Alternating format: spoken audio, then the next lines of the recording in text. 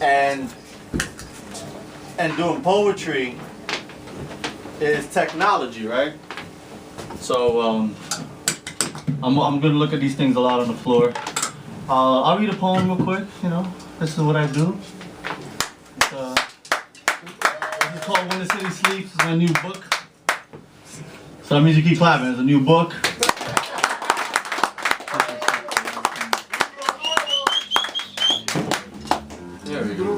So yeah, man, what can I say? You know, I've been at the Inspired Word a lot. I dig the Inspired Word. Me and Mike Geffner talk a lot about sports. You want to talk about sports? Let's go Giants. Yankees! Let's go Giants. Yankees! Yankees indeed. He's a Mets fan. I don't know what the fuck he's talking about. Just another 60 years, they went so. Yeah, so let me read you guys a poem about Yankees. no, not about the Yankees. It's called Love Letter to the Bronx. Uh-oh. Yeah, exactly. You can start clapping now, it's totally fine. Oh, everybody knows this. Not everybody. Not everyone has a computer. Nobody knows this. She's like, what? Okay. I thank Luis Alois Grise for designing the Grand Concourse, a street that raised me alongside a rumbling D train and buses racing past me.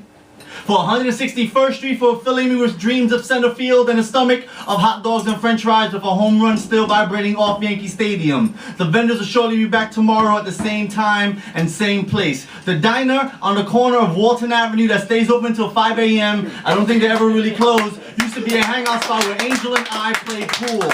I always ordered heavy burgers that smell like smoke. He always ordered eggs, never thinking it's too early or too late for breakfast. For Fordham Road, for your patience of our childhoods of going into Beach Street and buying vinyl with no intentions of ever becoming a DJ, to being strong enough to separate church and state when the preacher is yelling through the megaphone and the Navy is passing out recruitment flyers across the street. For your array of stores, big and small, that compete for my capital up and down the hill. This tradition of fast food and fast shopping has tainted the beauty of a hard-earned dollar.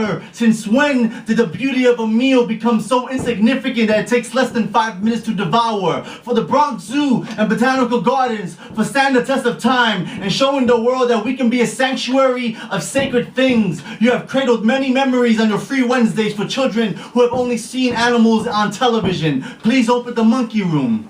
I am humbled by the urine at the Kingsbridge train station.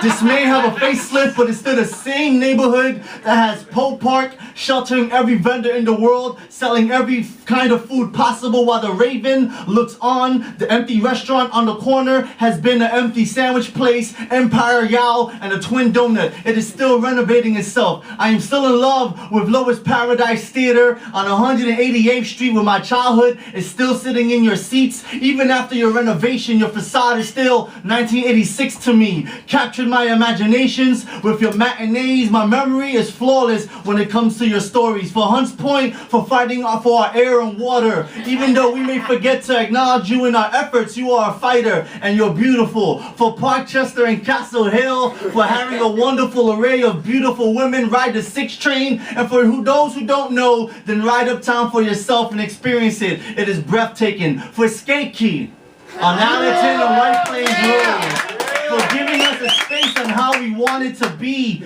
dressed, and how we wanted to dress, and how to talk to girls the wrong way. I never really learned how to skate, but I learned how to be out all hours, break night, and go to high school the next day. I love French Seagull Park, where my son and I pick branches, where he sees imaginary friends. I squint to see them too. I hope never to get too old, where I lose touch with his childhood and invisible animals. For the Cross Bronx Expressway, for allowing us to drive into the city, but I do resent Robert Moses for parting through neighborhoods with dynamite just to get to Manhattan. There are beautiful houses I will never see on Grand Avenue. For Co-op City, for the beautiful section in concrete paved into the sky. Your dedication to stay connected with the Bronx is admirable. Even though you're so far east, it feels like Connecticut. My mother says thank you for Bay Plaza.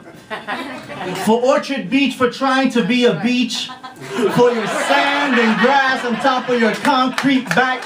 For your transplanted water from City Island in the Atlantic trying to make you beautiful. Even the fish smile sometimes. For Pelham Parkway and your tree-lined roads that hover above us while we drive by car, by bus, by bike. It's so fantastically beautiful. You might even forget where you are, because why would something this beautiful be in the Bronx? And I'm thankful for my mother, staying here, raised on Willis Alexander in 138th Street in the 50s and 60s was not easy. For everything she has been through, deadbeat dads, blackouts of 77 and 03, World Trade Center, and raising fare hikes every other year. She could have taken us back to Puerto Rico, but she didn't. She is patient, strong, beautiful, creative, and adventurous, much like the Bronx. And I am thankful for the streets of my youth: Jerome, Gun Hill, Westchester, Moshula, West Farms, University, Van Cortlandt, Wakefield, Webster, Bedford Park,